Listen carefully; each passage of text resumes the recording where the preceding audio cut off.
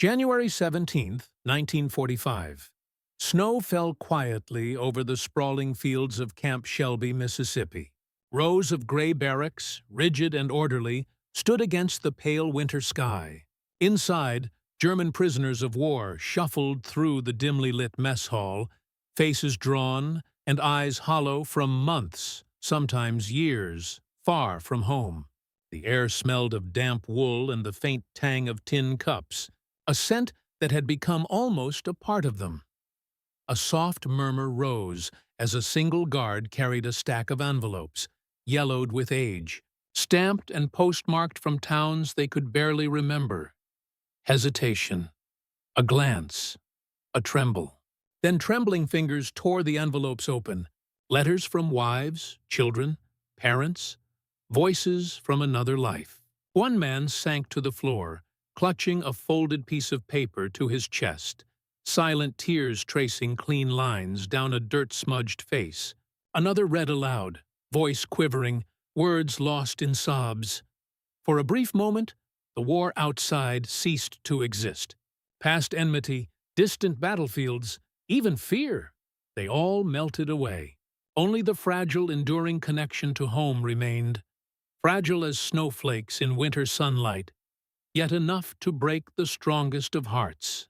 By mid-1944, the tide of the Second World War had shifted decisively. The Allies, having secured footholds in North Africa and Italy, turned their attention to the heart of German-occupied Europe. June 6, 1944, D-Day, marked the beginning of Operation Overlord. Thousands of American soldiers stormed the beaches of Normandy, facing relentless gunfire, mines, and fortified bunkers. Cities fell one by one, and the Allied push across France became a relentless advance, drawing ever closer to Germany's borders.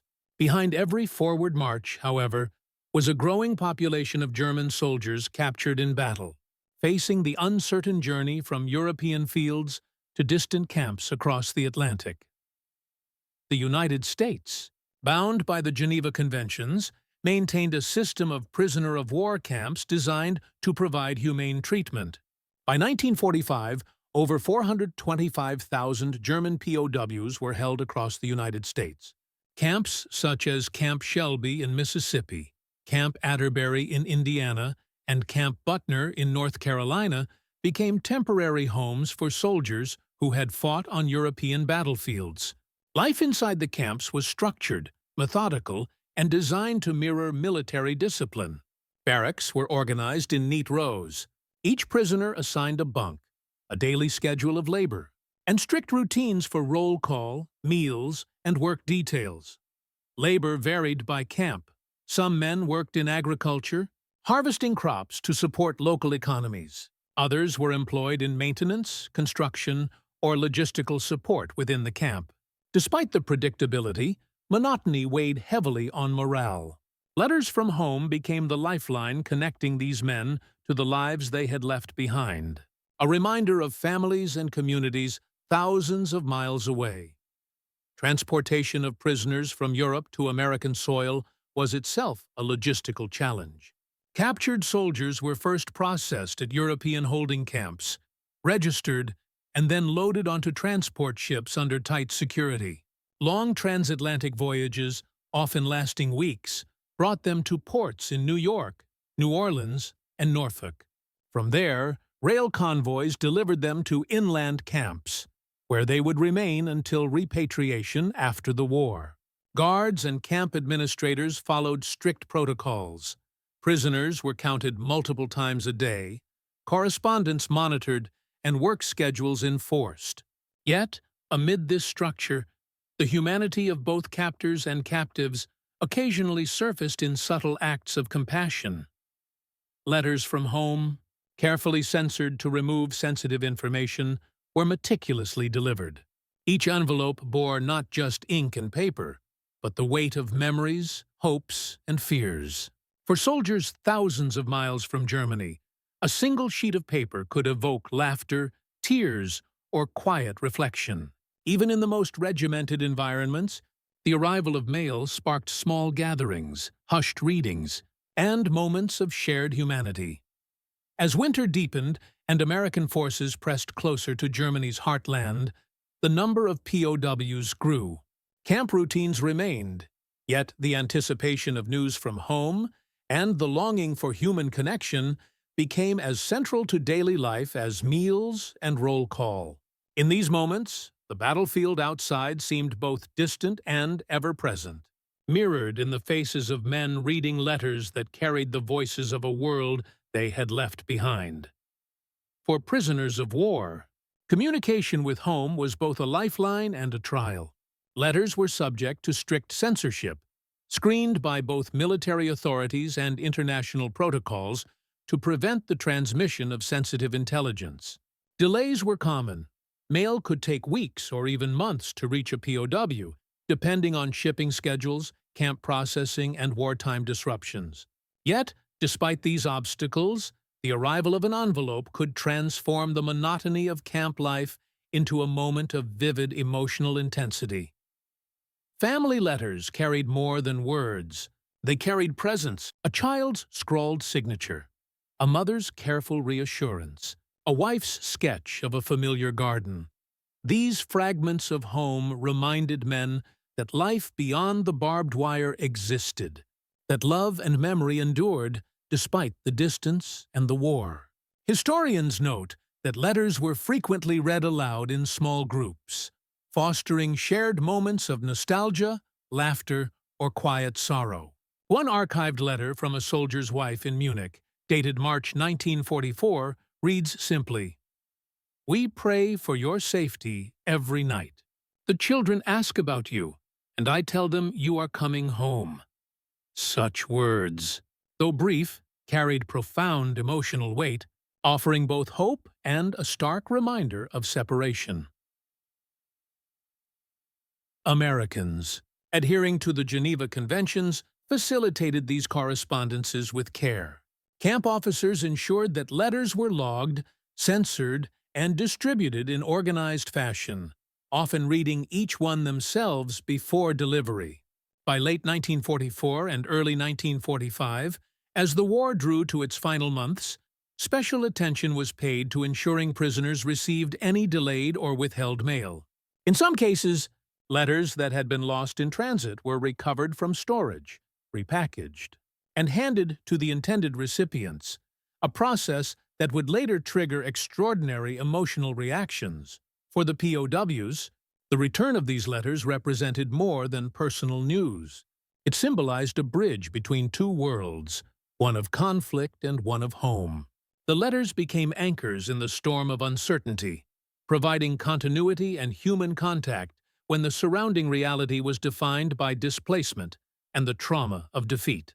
Each envelope delivered was a small yet powerful affirmation that, even in captivity, the ties of family and humanity remained unbroken. The significance of these letters, so ordinary yet so vital, would come into sharp focus in the winter of 1945, when an unexpected act of humanity would elicit reactions from German POWs that were at once deeply private and profoundly visible, setting the stage for a moment that transcended military protocol and wartime enmity. In the dimly lit barracks of American POW camps, the arrival of letters transformed the ordinary into the extraordinary. Men who had spent weeks in silence suddenly found themselves leaning over a single envelope, the paper rough under calloused fingers, the handwriting familiar and yet distant. Some sat on their bunks, clutching the letters to their chests as though holding a fragment of home itself.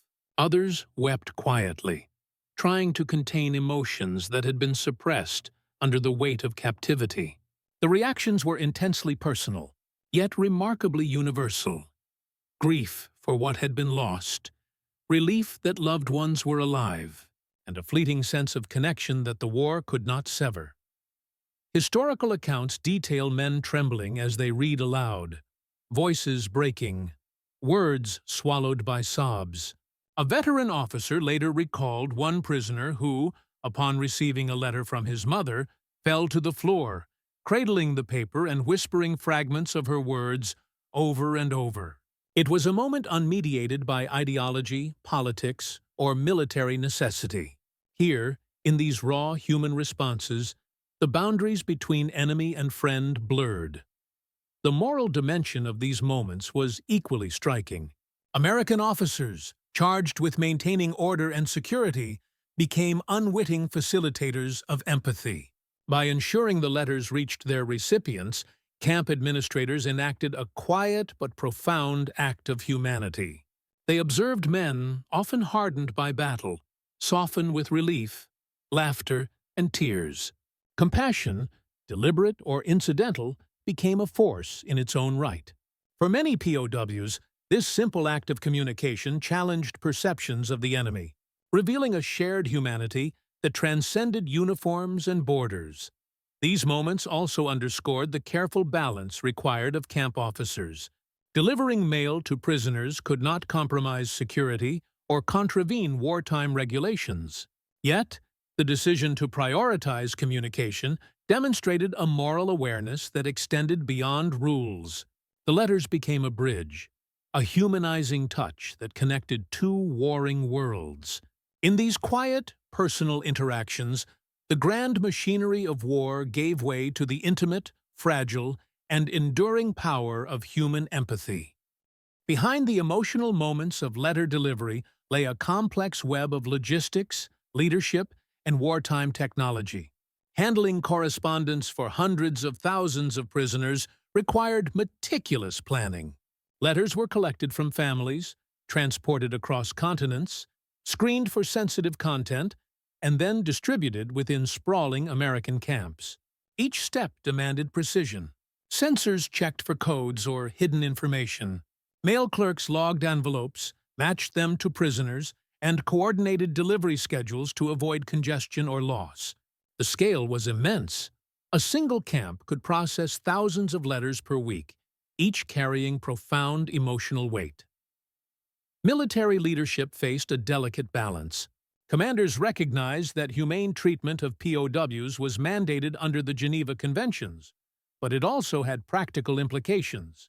Ensuring prisoners' well-being reduced unrest, maintained order, and supported the broader goal of eventual repatriation. At the same time, leaders had to protect operational security, monitoring communications for intelligence risks. Providing letters was therefore both a moral obligation and a tactical decision, a rare convergence of humanity and military strategy. Technological systems played a crucial role. Sorting machines, standardized forms, and centralized tracking allowed mail to move efficiently between continents. Steamships, railroads, and motor convoys formed a vast transportation network that linked European battlefields to inland American camps. Even with these tools, delays were inevitable. Letters lost at sea, held up in transit, or misplaced in storage often arrived months late. Yet, when they did reach their intended recipients, the careful orchestration of personnel, machines, and transport revealed itself in a deeply human outcome. The broader implications were significant. Efficient mail systems and thoughtful leadership not only mitigated the harshness of captivity, but also fostered post-war reconciliation. Soldiers who experienced compassion from their former enemies carried those memories back to Germany, influencing attitudes, memoirs, and even local narratives of the conflict. In practical terms, the convergence of leadership foresight, logistical precision, and technological capability allowed what might have been ordinary communication to become a moment of extraordinary human connection. These structural and technological layers laid the groundwork for one of the most poignant moments in the history of POW camps: the arrival of long-delayed family letters that would move German soldiers to tears, bridging wartime division with a simple, enduring gesture of humanity. March 12, 1945. The morning air at Camp Atterbury, Indiana, was crisp, carrying the faint scent of melting snow and the distant hum of activity in the fields beyond the barbed wire. Guards moved deliberately between barracks, carrying stacks of envelopes that had traveled thousands of miles, from towns in Bavaria, Saxony, and Berlin, to the hands of men who had not seen home in years. Each letter was carefully labeled, cross-checked against roll calls, and distributed in silence, yet the anticipation was palpable. Inside the barracks, prisoners sensed the change before it happened. A soft shuffle, the rustle of paper, a whispered call of a name. Then, one by one, the envelopes were handed out. Hands shook as men broke the seals, fingers trembling on familiar scripts. A corporal from Munich sat on his bunk, reading a letter from his wife and clutching it to his chest, tears falling unchecked onto his uniform. Nearby, a young soldier from Hamburg read aloud a note from his mother. His voice cracked, swallowed by sobs that echoed across the room. Historical records from Camp Atterbury note that on this day, dozens of prisoners wept openly, some falling to the floor, some leaning on fellow inmates for support. One letter, written in February 1944 but delayed by months, had been retrieved from storage after being lost in transit. Its arrival elicited an extraordinary response. Men who had rarely spoken of home now shared memories of gardens, birthdays, and the faces of children they had not seen in years. The emotional intensity was almost cinematic. Faces etched with fatigue, worry, and resignation softened in the presence of familiar words. Hands that had held rifles now clutched letters as if they were lifelines. The simple act of reading, of hearing the voices of loved ones through ink and paper, exposed vulnerability that had been hidden behind uniforms, discipline, and the harsh routines of captivity. In that moment, the war receded, leaving only humanity. The arrival of letters was more than personal relief. It became a shared experience, a collective pause from the relentless passage of days. Each envelope was a bridge across oceans and ideologies, reminding prisoners and guards alike that even amid conflict, empathy, and connection endured. As the letters circulated through the barracks, American officers and guards watched quietly, aware that they were witnessing something beyond routine duty. Reports from Camp Atterbury and Camp Shelby describe men pausing in their tasks, observing the POWs' reactions with a mixture of respect, surprise, and human empathy. Some guards took careful notes. Others later recounted the moments in letters or camp logs, emphasizing the extraordinary emotional responses. Trembling, tears, laughter, and hushed conversations filled the air. Newspapers occasionally reported on these interactions. A March 1945 article in the Chicago Daily Tribune recounted how German POWs sobbed openly as letters from home were returned, some embracing fellow prisoners in relief and joy. Such coverage framed the scene not merely as a morale-boosting exercise, but as a demonstration of humanity prevailing amid the machinery of war. Photographs taken under controlled circumstances captured men reading, folding, and treasuring these letters, silent testimony to emotions often invisible on battlefields. The letters became symbols of reconciliation. They reminded both prisoners and captors that, behind the uniforms and battle plans, ordinary lives persisted. Wives, children, parents waiting, praying, remembering. The act of delivering mail, seemingly routine, transcended military necessity. It blurred the boundaries between enemy and friend, revealing a shared human vulnerability that no conflict could entirely erase.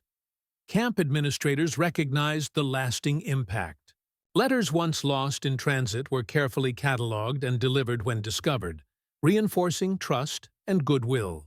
Oral histories recorded decades later highlight the same theme. Prisoners remembered not only the war itself, but the rare kindnesses that punctuated captivity. For some, receiving letters became the most vivid memory of their time in America, more enduring than work details, roll calls, or even the eventual journey home. These responses marked a turning point in POW relations. The moment when a simple piece of paper elicited profound emotion demonstrated that empathy could survive the harshest conditions. It laid the foundation for understanding the consequences of humane treatment and foreshadowed the broader reconciliation between nations once hostilities ended. As winter light fell across the camp, the scene of men quietly weeping, reading aloud, and sharing their joy would ripple into the aftermath, shaping not only the immediate lives of prisoners, but the historical memory of war's human dimension. The return of family letters had an immediate and profound impact on the morale of German POWs. Men who had endured months or years of isolation and uncertainty suddenly felt a tangible connection to their lives beyond the barbed wire. Camp reports from early 1945 describe prisoners reading, rereading, and even memorizing the contents of their letters, often sharing passages aloud with fellow inmates. Small gestures, a nod, a whispered, "My child," a quiet sigh, signaled the relief and comfort these simple communications provided. For many, the letters were not just news from home, but proof that life persisted beyond war and captivity. The psychological effects extended beyond individuals. Officers observed a marked decrease in tension within the barracks. Instances of minor conflicts among prisoners declined, while cooperative behavior during work details increased. Letter delivery had become a subtle but effective tool in maintaining order, reducing unrest, and fostering a sense of stability. Camp administrators recognized that emotional well-being and discipline were closely intertwined. Humane treatment could serve both moral and practical purposes. In the months following the initial delivery, camps adjusted policies to ensure that all correspondence, even those delayed by months or initially lost, reached prisoners. Special efforts were made to recover letters from storage or redirect them when misrouted. Officers emphasized the importance of continuity, understanding that every envelope delivered was a lifeline to human connection. Repatriation planning also reflected this shift in focus. As Germany's surrender approached, POWs were prepared for transport home, and families were notified of their imminent return. Letters often served as the first bridge between reunited soldiers and anxious relatives, carrying details that eased the transition from captivity to civilian life. Archival correspondence records indicate that parents and spouses frequently responded immediately, sending additional news, photographs, and messages of reassurance, reinforcing the emotional thread that had begun months earlier. These immediate consequences, emotional relief, improved camp atmosphere, and strengthened familial connection, demonstrated the profound significance of a simple act, ensuring that prisoners of war could hear from home. The human cost of conflict had been mitigated, however briefly, by the enduring power of communication and compassion, setting the stage for a broader, long-term legacy that extended beyond individual camps and into post-war reconciliation. The delivery of family letters to German POWs resonated far beyond the immediate camp environment, leaving a lasting imprint on post-war reconciliation. Soldiers who had experienced the compassion of their former enemies carried these memories home, sharing them with families, neighbors, and communities still recovering from the devastation of war. In memoirs and oral histories collected decades later, former POWs frequently recalled the moment letters arrived as one of the most vivid and emotionally transformative experiences of captivity. One memoir from a soldier interned at Camp Shelby described the quiet miracle of reading my child's words, feeling my mother's voice in my hands, noting that the memory endured longer than any engagement on the battlefield. Letters also contributed to a broader understanding of the importance of humane treatment in wartime. Military historians and policymakers recognized that the careful facilitation of correspondence fostered goodwill, mitigated psychological trauma, and reinforced respect for international law. These practices informed post-war guidelines for POW camps and humanitarian efforts, influencing approaches to subsequent conflicts, and shaping the principles enshrined in modern conventions regarding the treatment of prisoners. The act of returning letters became a symbol of humanity transcending enmity. Photographs, camp logs, and newspaper accounts documented the emotional impact, preserving evidence that compassion could exist even amid total war. This historical record strengthened international perceptions of American POW policies and provided tangible examples for educators, historians, and reconciliation programs in post-war Europe. Furthermore, the experience helped lay the groundwork for personal and national reconciliation. Former POWs often cited the letters as a catalyst for changing perceptions of Americans and the Allies, softening attitudes, and fostering trust in the post-war period. Communities in Germany recounted stories of neighbors returning home with letters clutched to their chests, inspiring others to believe in the possibility of rebuilding relationships between former enemies. Ultimately, the long-term legacy of these letters extended beyond individual lives. They became enduring testaments to the power of human connection, illustrating that even amid the machinery of war, small acts of empathy could ripple through history, influencing attitudes, policies, and collective memory. These moments, rooted in simple communication, set the stage for reflection on the broader significance of humanity, compassion, and the moral responsibilities that persist even in times of conflict. In the quiet aftermath of war, when battlefields lay silent and cities began the slow work of rebuilding, the simplest gestures often carried the greatest weight. The return of family letters to German POWs stands as a testament to this truth. Amid uniforms, regulations, and the machinery of conflict, a folded piece of paper bridged oceans, languages, and enmity. It reminded men that beyond the ranks, beyond the orders, and beyond the violence, humanity endured. War is often remembered in numbers, casualties, victories, losses, but it is in these intimate moments that the human cost and the human spirit converge. The tears of soldiers reading letters from home were not signs of weakness. They were evidence of connection, of memory, of life persisting against the backdrop of destruction. Compassion, even in the most controlled and adversarial environments, proved capable of piercing the veil of animosity. For historians, for educators, and for all who study the patterns of conflict, these moments offer enduring lessons.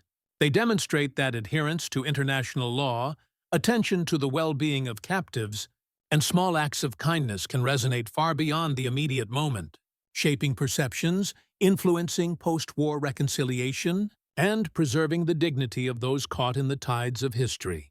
Letters, once lost or delayed, became catalysts for empathy, reminders that the essence of war is not only measured in strategy and firepower, but in the resilience of the human heart.